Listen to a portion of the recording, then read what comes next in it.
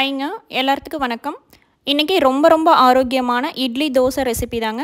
இது வந்து sugar பேஷண்ட்ஸுக்கு, cholesterol இருக்கிறவங்களுக்கும், குழந்தைகளுக்கு, வெயிட் லாஸ் எல்லாத்துக்குமே ஒரு பெஸ்ட்டான ரெசிபிங்க. எந்த விதமான அரிசியும் யூஸ் பண்ணாமல் பச்சை பயிறு இட்லி தோசை தாங்க. அதுக்கு ஃபஸ்ட்டு 1 டம்ளர் அளவுக்கு பச்சை பயிறு எடுத்துக்கலாங்க. இந்த டம்ளர் வந்து எனக்கு 200 கிராம் பிடிக்கும்.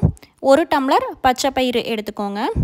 எந்த டம்ளரில் பச்சை பயிறு எடுத்தீங்களோ அதே டம்ளரில் அரை டம்ளர் அளவுக்கு வெள்ளை உளுந்து சேர்த்துக்கிட்டேங்க. இது 2 மட்டுமே தான், 2ஐ ஒன்றாவே ஊற வச்சுக்கலாங்க. ஒரு 3-4 டைம் நல்லா வாஷ் பண்ணி எடுத்துட்டு அதுக்கப்புறம் தண்ணி விட்டு ஊற வச்சுக்கலாங்க. நம்ம ஊற வைக்கும்போது தண்ணி வந்துட்டு பயிருக்கு கொஞ்சோண்டு மேலே ஒரு அரை இன்ச் 1 இன்ச்சுக்குள்ளே மட்டும் தண்ணி விட்டுக்கோங்க. தண்ணி அதிகமாக சேர்த்துனிங்கன்னா அந்த சத்துக்கள் எல்லாமே தண்ணியிலே வேஸ்ட்டாக போயிடும். தண்ணி கம்மியாக வச்சிங்கன்னா நம்ம அரைக்கிறப்ப யூஸ் பண்ணிக்கலாம். இது வந்து நீங்கள் 3 மணி நேரம் ஊற வச்சா போதுங்க. 3 மணி நேரத்துலேயே பச்சை பயிறு உளுந்து 2மே நல்லா ஊறி வந்துடும். 3 மணி நேரம் கழித்து இந்த மாதிரி பொதுன்னு சூப்பராக ஊறிடுங்க. டைரெக்டாக நம்ம மிக்ஸி ஜாரில் போட்டு அரைச்சி எடுத்துக்கலாம். ஊற வச்ச தண்ணியே கொஞ்சம் கொஞ்சமாக சேர்த்து அரைச்சி எடுத்துக்கலாங்க. அது கூட 2 ஐஸ் க்யூப்ஸ் போட்டுக்கோங்க.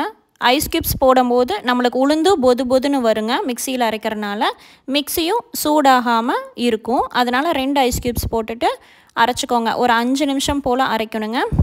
அப்பப்போ தண்ணி வந்து தெளித்து விட்டுக்கோங்க. ரொம்ப தண்ணி ஊற்ற வேண்டாம். இட்லிக்குங்கிறனால மாவு கொஞ்சம் கெட்டியாக இருந்தால் தான் இட்லி நல்லா வருங்க. அப்பப்போ தண்ணி மட்டும் தெளித்து விட்டு ஒரு 5 நிமிஷம் அரைச்சிங்கனாலே போதுங்க. நான் 2 செட்டாக அரைச்சி எடுத்துக்கிட்டேங்க. ரொம்ப மாவு கெட்டியாகவும் இருக்கக்கூடாது, தண்ணியாட்டம் இருக்கக்கூடாதுங்க. கெட்டியாக இருந்தால் இட்லி இறுகிரும். அதனால் தண்ணி தெளித்து விட்டு ஆட்டிக்கோங்க. மாவுக்கு தேவையான அளவு உப்பு போட்டுட்டு நல்லா கரைச்சி வச்சுருங்க. இது வந்து குறைஞ்சது 6 மணி நேரமாவது புளிக்கணுங்க. 6 மணி நேரம் புளிச்சதுனா தான் நம்மளுக்கு இட்லி வந்து ஹார்டாக இல்லாமல் சாஃப்டாக நல்லா இருக்குங்க. 6 மணி நேரம் புளிக்க வச்சு எடுத்துக்கோங்க. இப்போ காலையில் நீங்கள் ஊற வைக்கிறீங்கன்னா மத்தியானம் அரைச்சி வச்சுட்டு நைட்டு 7 மணி 8 மணிக்கு தாராளமாக இட்லி ஊற்றலாங்க. 6 மணி நேரம் கழித்து இந்த மாதிரி மாவு நல்லா டபுள் மடங்காக உப்பி வந்திருக்கும். நல்லா புளிச்சு பொங்கி வந்திருக்குங்க. நம்ம வந்துட்டு எப்போவுமே இந்த சிறுதானியங்கள் மாவுகள்லாம் வந்து ரொம்ப அடித்து கலக்கக்கூடாதுங்க. அடித்து கலக்குனீங்கன்னா அந்த ஏர் பபிள்ஸ் வந்து பிரேக் ஆகி இட்லி வந்து சாஃப்டாக வராது. அந்த ஓட்டையாக இருக்குது பாருங்கள், அதே மாதிரி இருந்தால் தான் இட்லி சாஃப்டாக வரும். அதனால் ஜென்டிலாக மெதுவாக ஒரு 2-3 சுற்று அடியில் விட்டு மட்டும் கலந்து விட்டு இட்லி ஊற்றிக்கோங்க. இந்த மாதிரி குட்டி குட்டியாக இட்லி ஊற்றும் போது நம்மளுக்கு நல்லா பொதுனே வருங்க. அதனால் இந்த மாதிரி எப்போவுமே நீங்கள் சிறுதானியங்கள் அரிசியிலையோ இல்லை இந்த மாதிரி பச்சை பயிறு, ராகி, கம்புலையோ இட்லி ஊற்றுறீங்கன்னா சின்னதாக ஊற்றிக்கோங்க. அதுவே நம்மளுக்கு வந்துட்டு அளவாக ஒரு இட்லிக்கு நல்லா பெருசாகவே வந்துடுங்க. இட்லி வந்து 5லிருந்து 7 நிமிஷம் மட்டும் வேக வச்சு எடுத்துக்கோங்க. சூப்பராக இந்த மாதிரி இட்லி ரெடி ஆயிருங்க. தண்ணி தெளித்து விட்டு நம்ம எடுக்கும்போது நல்ல சாஃப்டான இட்லி கிடச்சிருங்க. ரொம்ப ஹெல்த்தியானது இந்த பச்சைப்பயிறு இட்லிங்க. பச்சைப்பயிரில் வந்துட்டு அதிகமான நார்ச்சத்து, கால்சியம் சத்து, ஆன்டி ஆக்சிடென்ட்ஸ் எல்லாம் இருக்கிறனால நம்மளுக்கு வந்துட்டு இன்சுலின் லெவலை அதிகரிக்காதுங்க. சுகர் லெவலை வந்து அதிகப்படுத்தாது. அதுக்கப்புறம் வெயிட் லாஸ் இருக்கிறவங்களுக்கு இதில் நார்ச்சத்து அதிகமாக இருக்கிறனால ஒரு 2 இட்லி சாப்பிட்டிங்கனாவே வயிறு ஃபில் ஆகிக்குங்க, பசிக்காது. இது வந்து ப்ரோட்டீன், பிளான்ட் ப்ரோட்டீன், நம்மளுக்கு வந்து செடிகள்லேருந்து கிடைக்கக்கூடிய ஒரு நேச்சுரலான ப்ரோட்டீன் தான் இந்த பச்சை பயிரில் இருக்குங்க. ரொம்ப ஹெல்தி.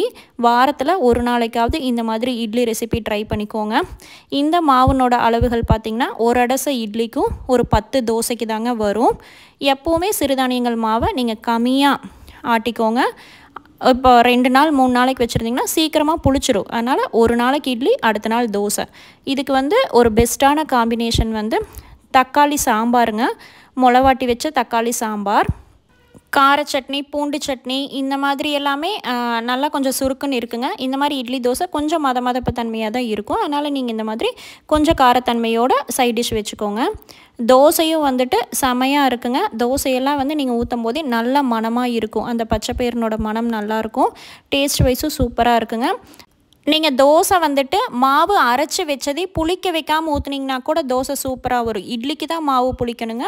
தோசைக்கு வந்துட்டு நீங்கள் அப்போவே ஊற்றலாம், இல்லை புளிச்சதுக்கப்புறம் ஊற்றலாங்க. ரொம்ப நல்லா இருக்கும்.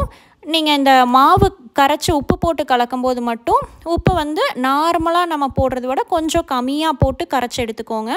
ஏன்னா இந்த மாதிரி பச்சைப்பயிறு இட்லி தோசை வந்து லைட்டாக அந்த கச்சல் வரும் இல்லையா, அதனால் உப்பு கொஞ்சம் கம்மியாக இருந்துச்சுன்னா நம்மளுக்கு கரெக்டாக இருக்குங்க. கரைக்கும் போது உப்பு மட்டும் நார்மலாக போடுறத விட கொஞ்சம் குறைச்சி போட்டுக்கோங்க. தக்காளி சாம்பார் எப்படி செய்யலான்னு பார்க்கலாங்க. வரைச்சி வச்ச தக்காளி சாம்பாருங்க. இது வந்து நம்ம ஈஸியாகவே செஞ்சிடலாம். அதுக்கு ஃபஸ்ட்டு ஒரு கடாயில் 2 டேபிள் ஸ்பூன் எண்ணெய் விட்டுக்கோங்க. 20 சின்ன வெங்காயம் சேர்த்திக்கோங்க. சின்ன வெங்காயம் சேர்த்தும் போது தான் டேஸ்ட்டாக இருக்குங்க. நீங்கள் பெரிய வெங்காயம் வேணாலும் 3 சேர்த்திக்கோங்க. ஒரு 10 பல் பூண்டுங்க, 1 டேபிள் ஸ்பூன் சீரகம், 1 டேபிள் ஸ்பூன் மிளகு சேர்த்திக்கோங்க. 1 டேபிள் ஸ்பூனுக்கு கொஞ்சம் கம்மியாக கூட நீங்கள் மிளகு சேர்த்திக்கலாம், காரம் கம்மியாக வேணும்னா. கருவேப்பிலை தழை போட்டுட்டு இது எல்லாத்தையுமே வணக்கிக்கோங்க. வெங்காயம் வந்து லைட்டாக வணங்கினா போதுங்க. அதுக்குள்ளேயே நம்ம 4 தக்காளி, கொஞ்சம் நல்லா பழுத்த தக்காளியாக 4 தக்காளி கட் பண்ணி சேர்த்துக்கோங்க. லைட்டாக வெங்காயம் வணங்கினதையுமே நம்ம தக்காளியும் சேர்த்திக்கலாங்க. கொஞ்சோண்டு உப்பு சேர்த்திங்கன்னா வெங்காயம் தக்காளியெல்லாம் சீக்கிரம் வதங்கிடும். இந்த மாதிரி நல்லா வெங்காயம் தக்காளியெல்லாம் கொலைய வதங்கினதையுமே நம்ம தேங்காய் திருவல் சேர்த்திக்கலாங்க. தேங்காய் திருவல் சேர்த்திட்டு ஒரு மிக்ஸ் பண்ணி விட்டுட்டு அதுக்கப்புறம் 2 டேபிள் ஸ்பூன் மல்லி பவுடர் சேர்த்திக்கோங்க. மல்லித்தூள் 2 டேபிள் ஸ்பூன், அதுக்கப்புறம் காரத்துக்கு 2 டேபிள் ஸ்பூன் வரமிளகாய் தூள் சேர்த்திக்கோங்க.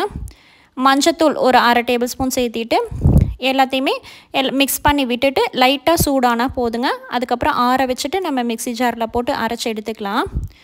சின்ன வெங்காயம் வந்து தொளிக்கிற கஷ்டமாக இருக்குதுன்னு நினைக்கிறவங்க மட்டும் 3 பெரிய வெங்காயம் சேர்த்து இந்த மெத்தட் ஃபாலோ பண்ணிக்கோங்க. நல்லா ஆற வச்சுட்டு மிக்ஸி ஜாரில் போட்டு அரைச்சி எடுத்துக்கலாங்க. கொஞ்சம் கொஞ்சமாக தண்ணி சேர்த்து நீங்கள் நைஸ் பேஸ்ட்டாக அரைச்சி எடுத்துக்கோங்க. இது வந்துட்டு நான் தக்காளி பழம் மட்டுமே சேர்த்து தக்காளி பழம் வரைச்சி வைக்கிற சாம்பாருங்க. இதே மெத்தட் நீங்கள் ஃபாலோ பண்ணி சிக்கன் குழம்பு, மட்டன் குழம்பு, சுண்டல், காளானுக்கு எல்லாமே இந்த மாதிரி வரைச்சி வச்சு கூட நீங்கள் செஞ்சுக்கலாம். தாளிப்புக்கு ஃபஸ்ட்டு எண்ணெய் விட்டு 6-7 வெந்தயம் சேர்த்திக்கோங்க. வெந்தயம் சேர்த்தும் போது நல்ல மனம் இருக்குங்க. கடுகு, உளுந்து பருப்பு, கடலைப்பருப்பு சேர்த்தி பொரிஞ்சதே கருவேப்பிலை தழை, நம்ம அரைச்சி வச்ச தக்காளி பேஸ்ட்டும் சேர்த்திட்டு தாராளமாக நீங்கள் ஒரு 1/2 லிட்டர் அளவு தண்ணி சேர்த்திக்கலாம். நம்ம தேங்காயெல்லாம் சேர்த்துறதுனால குழம்பு வந்து கொஞ்சம் டக்குன்னு கெட்டியாகும். அதனால் ஒரு 2 டம்ளர் அளவு தண்ணி சேர்த்துட்டு உப்பு சேர்த்திக்கோங்க. சேர்த்துட்டு லிட்டு போட்டு மூடி ஒரு 10 நிமிஷம் கொதிக்க வச்சு எடுக்கும்போது ரொம்ப ரொம்ப டேஸ்டியான தக்காளி சாம்பார் ரெடிங்க. அவ்வளோதாங்க. இந்த மாதிரி பச்சைப்பயிறு இட்லி தோசை வாரத்தில் ஒரு நாளைக்காக ட்ரை பண்ணிக்கோங்க. ரொம்ப ரொம்ப ஈஸியான மெத்தடுங்க. ஜஸ்ட் 2 ஊற வச்சு அரைச்சிங்கன்னா போதும். பச்சைப்பயிரில் புரதச்சத்து அதிகமாக இருக்குங்க. நோய் எதிர்ப்பு சக்தி அதிகரிக்கும். ட்ரை பண்ணி பார்த்துட்டு கமெண்ட் பண்ணுங்கள். வீடியோ பிடிச்சிருந்தா லைக் பண்ணிக்கோங்க, சப்ஸ்கிரைப் பண்ணிக்கோங்க. தேங்க்ஸ் ஃபார் வாட்சிங். Bye by.